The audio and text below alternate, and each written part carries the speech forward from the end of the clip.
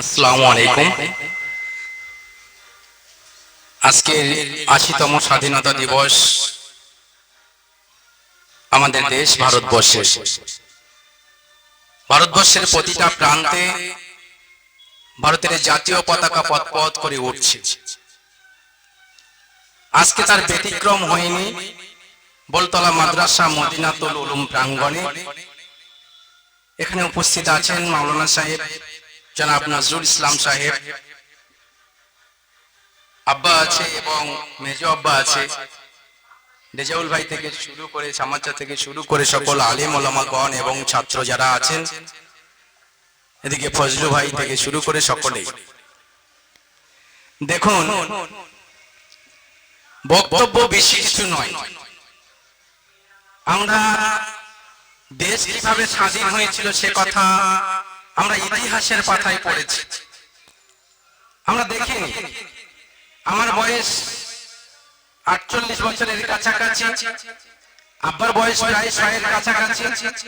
৮০ বছর দেশ স্বাধীন হয়েছে, মানে যখন দেশ স্বাধীন হয়েছে তখন আমার আব্বার বয়স প্রায় ১৮ থেকে ২০ বা ১৫ থেকে ১৮ বছর এরকমই হবে। না না, তাই তো। ৮০ বছর যখন দেশ স্বাধীন হয়েছে, ৯৫ বছর তখন আব্বার বয়স, তার মানে সেই সময় তখন আব্বার বয়স হচ্ছে ১৫ বছর কি ১৬ বছর। মানে আব্বাও হয়তো ততটা না জানতে পারে, কিন্তু আমার যারা দাদারা ছিল তারা দেশ কিভাবে স্বাধীন হয়েছে, ব্রিটিশরা কিভাবে ভারতবর্ষে রাজত্ব করেছিল, দেশের মানুষের উপরে কিভাবে নিপীড়ন চালিয়েছিল, সেটা তারা হাড়ে হাড়ে টের পেয়েছে। সে কথা আজকে আমরা আমাদের প্রজন্ম ইতিহাসের পাতায় পড়ে সেগুলো জানতে পারি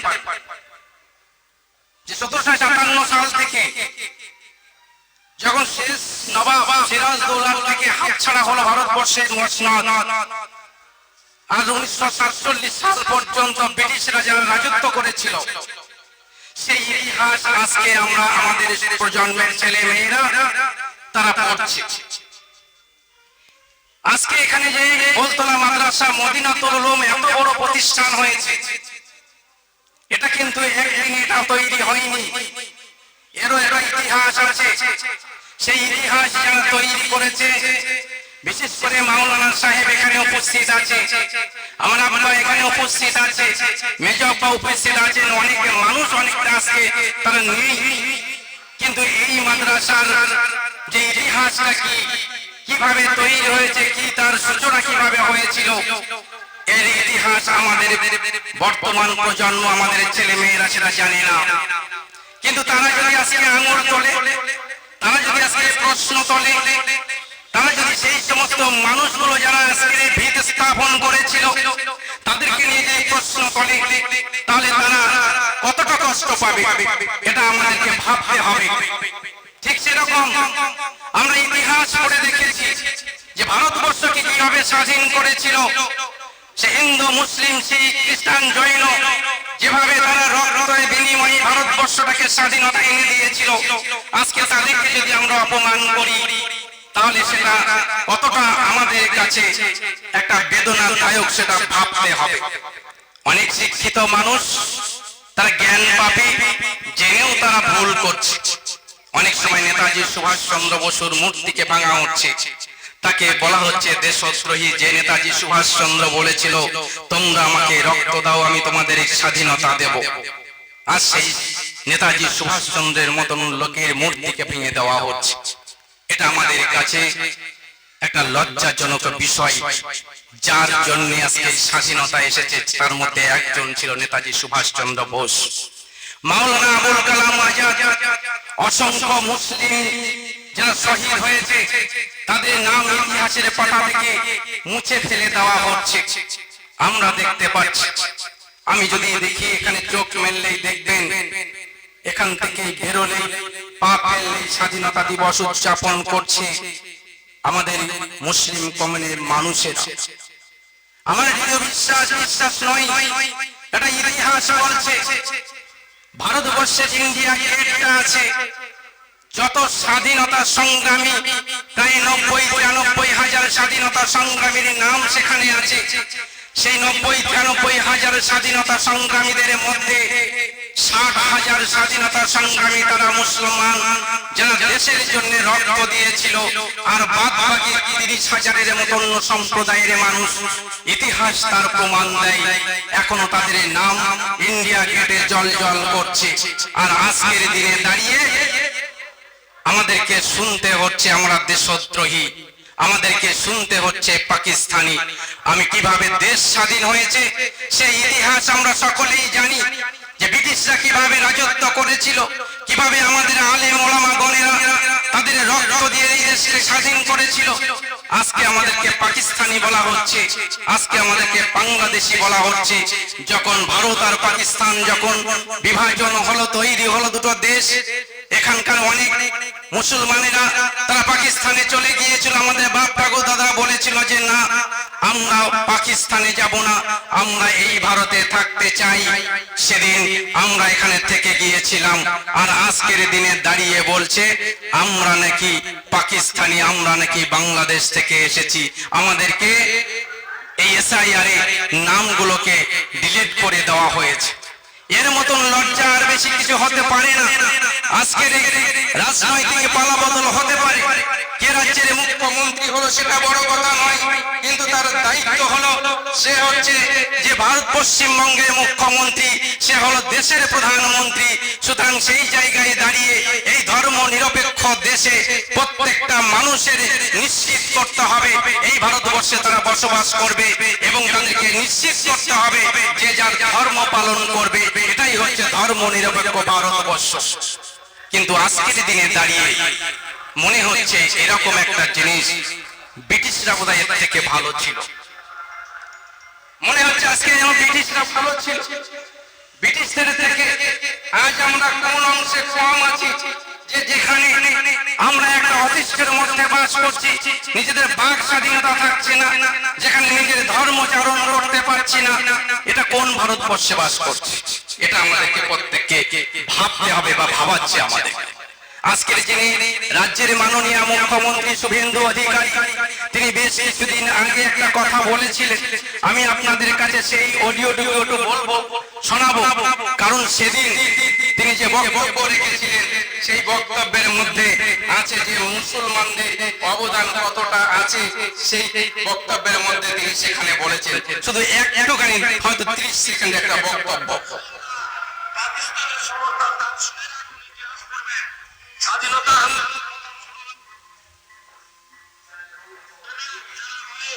যে মুসলিমরা পাকিস্তানের সমর্থন তারা শুনে রাখুন, ইতিহাস করবেন। স্বাধীনতা আন্দোলন প্রথম শুরু হয়েছিল উত্তর প্রদেশে এরকম মাদ্রাসা থেকে, আর সেটা জমিয়তের মাদ্রাসা। সেই জমিয়তে তিনি হচ্ছেন আমাদের দেশের অন্যতম প্রচারক সংগঠন। আজকে যিনি রাজ্যের মুখ্যমন্ত্রী, তিনি বলছেন স্বাধীনতার সঙ্গে প্রথম যদি আন্দোলনটা উঠে এসে থাকে উত্তর প্রদেশের দেওবন্দ মাদ্রাসা থেকে। মাওলানা সাহেব একটু আগে বলছিল যে আজকে মাওলানা মাদ্রাসার তালিকা তৈরি হচ্ছে। আজকে যিনি রাজ্যের মুখ্যমন্ত্রী তিনি তালিকাগুলো পাঠাচ্ছেন। আর তিনি কিছুদিন আগে বলেছিলেন যে ভারতবর্ষের স্বাধীনতা সংগ্রামে দেওবন্দ মাদ্রাসা থেকে শুরু হয়েছিল উত্তরপ্রদেশের, সেখান থেকে তার আন্দোলনটা শুরু করেছিল। আজকে সেই সমস্ত মুসলমান ভাইদেরকে দাগিয়ে দেওয়া হচ্ছে, পাকিস্তানি জঙ্গি আখ্যা দেওয়া হচ্ছে। এটাই হচ্ছে আমাদের কাছে অত্যন্ত বেদনাদায়ক। তিনিও ইতিহাস পড়েছেন, তিনি ইতিহাস না পড়ে কথা বলেননি, কিন্তু জানি না আজকে কাদের চাপে পড়ে তিনি আজকে একজন শাসকে বসে আছেন, রাজ্যের মুখ্যমন্ত্রী। তিনি কিভাবে তিনি রংটা বদলাতে পারেন আমি জানি না। আমি বলবো আবার ইতিহাসটা পড়ার জন্য, যে সমস্ত আমাদের মুসলমান সম্প্রদায়ের আলেম ওলামাগণ দেশটাকে স্বাধীন করার জন্য রক্ত দিয়েছেন, এবং ইন্ডিয়া গেটে 60,000 মানুষের সেখানে শহীদদের নাম লেখা আছে। আমার হয়তো মনে হচ্ছে আগামী দিন ওই 60,000 মানুষ যাদের শহীদ হয়েছেন তাদের নামটা এই সরকার রাখবে কিনা আমাদের সন্দেহ আছে। আজকের যে প্রজন্ম, তাদেরকে আগামী দিন ভাবতে হবে। আমাদেরকে সেটা ভাবাচ্ছে।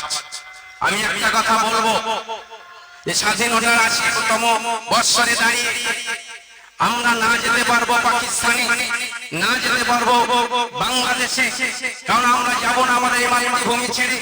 আমাদের বাপ ঠাকুর দাদারা এই দেশকে স্বাধীন করার জন্য রক্ত দিয়ে গেছে। যেদিন পাকিস্তান ভাগ হয়েছিল, আমরা কিন্তু সেদিন পাকিস্তানে যেতে চাইনি। আমরাও সেদিন বলেছিলাম এই ভারতবর্ষ আমাদের মাতৃভূমি, এই ভারতবর্ষে আমরা থাকতে চাই। আমি 2 মিনিটের মধ্যে যাচ্ছি, 2 মিনিট। তো সেই জায়গায় দাঁড়িয়ে যে বা যারা আমাদের এই ধর্মীয় প্রতিষ্ঠানের উপরে আক্রমণ করতে চাইছে, আমাদের শেষ রক্তবিন্দু থাকতে আমরা সেটা হতে দেব না। কারণ আমাদের বাপ ঠাকুর দাদার রক্তে আজকে এই দেশ ভারতবর্ষ স্বাধীন হয়েছে। ধর্ম নিরপেক্ষ দেশ ভারতবর্ষ, এখানে বিভিন্ন ধর্মের মানুষ বাস করবে, এটাই হচ্ছে সংবিধান। তাহলে সংবিধানটাকে আগে পাল্টাতে হবে।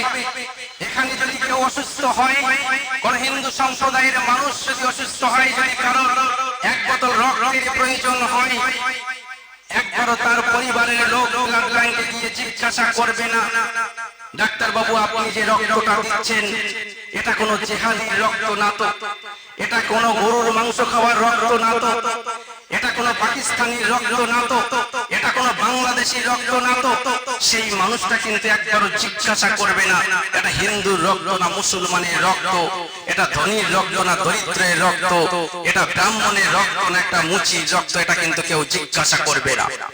কারণ একটা হিন্দু গা কাটলেও যেমন লাল রক্ত বার হবে, একজন মুসলমান সম্প্রদায়ের মানুষের গা কাটলেও লাল রক্ত বেরোবে। এর মধ্যে কোনো ভেদাভেদ নেই, রক্তের কোনো জাত পাত হয় না। আজকে সেই জায়গায় দাঁড়িয়ে হিন্দু মুসলমানের মধ্যে বিভাজন তৈরি করে আজকে আমাদের সেই সম্প্রীতিটা নষ্ট করতে চাইছে। আমি বলবো, আমি আমার সম্প্রদায়ের মানুষের কাছে, বিশেষ করে আমি মাওলানা সাহেবের কাছে বলতে চাই যে তারা যে কোনো উপায়ে আমাদের সঙ্গে গন্ডগোল করতে চায়, ফাঁদে পা বাঁধিয়ে। আমরা জানি কিছুদিন আগে একটা ঘটনা ঘটেছে, হিঙ্গলগঞ্জ থানার বড়বাবুর সঙ্গে আমার কথা হয়েছিল। একটা ছেলে, এই মাদ্রাসার ছেলে, যোগেশগঞ্জ থেকে আসছিল। আসতে গিয়ে গরুর সঙ্গে কি একটা কি ঘটনা ঘটেছে, তাকে কিভাবে হেনস্থা করা হয়েছিল সে কথা আমরা বলি। কি তার সত্যতা ছিল? কোন সত্যতা ছিল না, কিন্তু মানুষকে অযথা একটা বিপদে জড়িয়ে দেওয়া, দাগিয়ে দেওয়া, অন্যায় কাজের সঙ্গে যুক্ত করে দেওয়া। তাই আমি বলবো, যারা আমার সম্প্রদায়ের মানুষ তারা একটু খো দিয়ে পাটা বাড়াবেন। কোন অবস্থাতেই যেন আপনারা কোন ফাঁদে পা দেবেন না। যেখানে দেখবেন একটু গন্ডগোল হচ্ছে সেখান থেকে সরে আসবেন। আমরা বিভিন্ন জায়গায় লক্ষ্য করছি, যেখানে যেখানে আন্দোলন হচ্ছে বিভিন্ন রকমের, সেই আন্দোলনগুলোকে জাগিয়ে দেওয়া হচ্ছে, জেহাদিরা আন্দোলন করছে। আন্দোলন করার অধিকার প্রত্যেকের আছে। ছাত্ররা আন্দোলন করছে কলকাতাতে, সেখানে আমরা দেখলাম বেশ কিছু মুসলমান সম্প্রদায়ের ছেলেদেরকে দেখে দেখে তুলে দেওয়া হচ্ছে। কারণ এই বাংলায় হিন্দু মুসলমানের রাজনীতি করতে হবে, আর সেই জন্য এই টুপিওয়ালা দাড়িওয়ালাদের উপরে প্রচন্ড ভাবে চাপ আছে। সেই কারণে আমি প্রত্যেককে সতর্ক করব যে এই ভারতবর্ষে বর্তমান পরিস্থিতি ভালো নেই। পরিস্থিতি নিশ্চয়ই একদিন না একদিন ফিরে আসবে। ব্রিটিশদের এরকম তারা ভেবেছিল তাদের হয়তো সূর্য অস্ত যাবে না, তাই 200 বছর এই ভারতবর্ষে রাজত্ব করেছে এবং ব্রিটিশদের একটা দেশে সূর্য উঠতো, আরেকটা দেশে সূর্য অস্ত হতো, মানে এতটা বিস্তার করেছিল। সেই ব্রিটিশ কিন্তু আজ দেশে খুঁজে পাওয়া যায় না, ব্রিটিশও বিলীন হয়ে গেছে। তাই আজকে যে বা যারা আমাদের উপরে অত্যাচার করার চেষ্টা করুক না কেন, নিশ্চয়ই একদিন না একদিন আমাদের উপরওয়ালা সে বিচার তিনি করবেন। যাই হোক, সকলে ভালো থাকবেন, সুস্থ থাকবেন এবং সকলে খেয়াল রাখবেন কোন রকম ভাবে কোনো কিছুতে জড়াবেন না। কারণ এই মুহূর্তে প্রশাসনও কিন্তু আমাদের কথাও শুনছে না, তারাও কিন্তু দেখছে। যারা সরকারে আছে তাদের কথা শুনতে হবে। তারা যেটা বলছে, তারা যদি অন্যায় বলে অন্যায়টা তাদেরকে সাপোর্ট করতে হবে। সেই জায়গায় দাঁড়িয়ে বলবো যে যার দায়িত্ব নিয়ে কাজ করতে হবে, যে যার সাবধানে থাকতে হবে। সকলেই ভালো থাকবেন, সুস্থ থাকবেন। দেশ মাতৃকার প্রতি আমাদের সকলের ভালোবাসা আছে, ছিল এবং আগামী দিনও থাকবে। কে কারা কি বললো তাতে আমাদের কিছু যায় আসে না। এই দেশ আমাদের দেশ, এই দেশ আমাদের মাতৃভূমি, এই দেশ আমাদের রক্ত দেওয়া আছে আমাদের বাপ ঠাকুর দাদাদের। সেই দেশকে আমরা ভুলতে পারি না। যে বা যারা আমাদেরকে জেহাদি বলুক, যে বা যারা আমাদেরকে পাকিস্তানি বলুক না কেন, এই দেশ হচ্ছে আমাদের মাতৃভূমি। এই মাতৃভূমির জন্য যদি আরো একবার রক্ত দিতে হয়, আমরা দিতে প্রস্তুত আছি। সকলেই ভালো থাকবেন, সুস্থ থাকবেন। জয় হিন্দ, বন্দে মাতরম।